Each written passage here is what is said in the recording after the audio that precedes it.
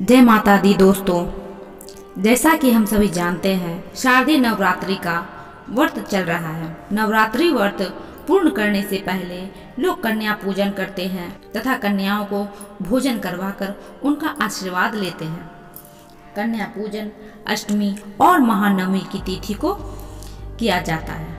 कुछ लोग महाअष्टमी तिथि पर माँ महागौरी तथा महानवमी तिथि पर माँ सिद्धिदात्री की पूजा करने के बाद घर में हवन करवाते हैं। अपने परिवार के अच्छे स्वास्थ्य, सुख, समृद्धि और उन्नति की कामना करते हैं। हवन करवाने के बाद कन्या पूजन किया जाता है, फिर व्रत को पूर्ण करते हैं।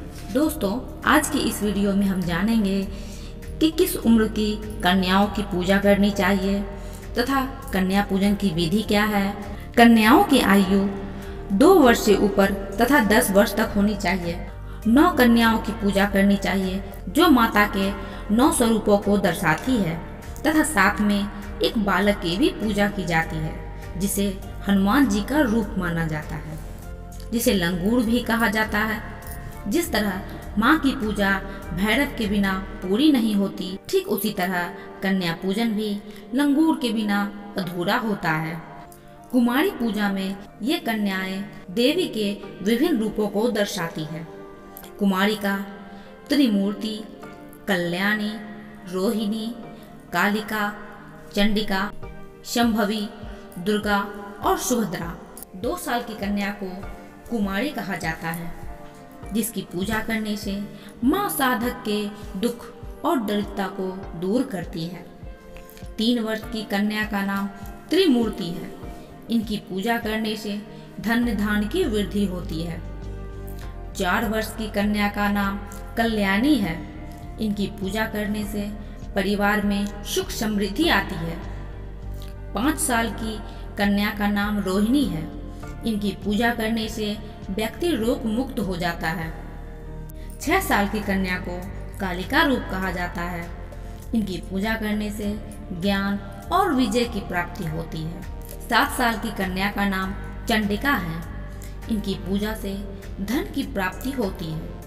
8 वर्ष की कन्या का नाम शांभवी है। इनकी पूजा करने से वाद विवाद में विजय की प्राप्ति होती है। 9 साल की कन्या को दुर्गा कहा जाता है। इनकी पूजा से शत्रुओं का नाश होता है। और 10 वर्ष की कन्या सुभद्रा कहलाती है।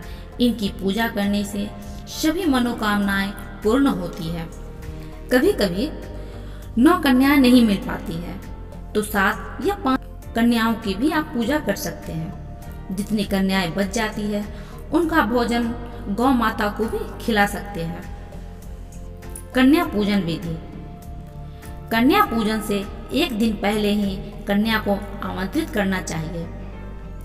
सभी कन्याओं को कुश के आसन पर या लकड़ी के पाट पर बैठाकर उनके पैरों को धोना चाहिए।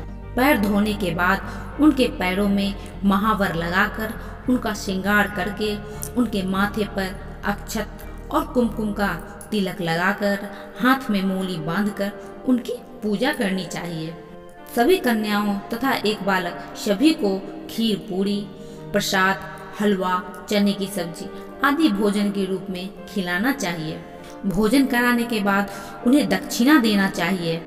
उन्हें अपनी सामर्थ्य अनुसार रुमाल, चुनरी, फल और खिलौने देकर उनका चरण स्पर्श कर उन्हें खुशी खुशी विदा कर देना चाहिए। इस तरह से कन्या पूजन पूर्ण करना चाहिए। माता रानी आप सभी को खुश रखे, स्वस्थ रखे, आप सभी की मनोकामना पूर्ण करे। जय माता दी दोस्तों।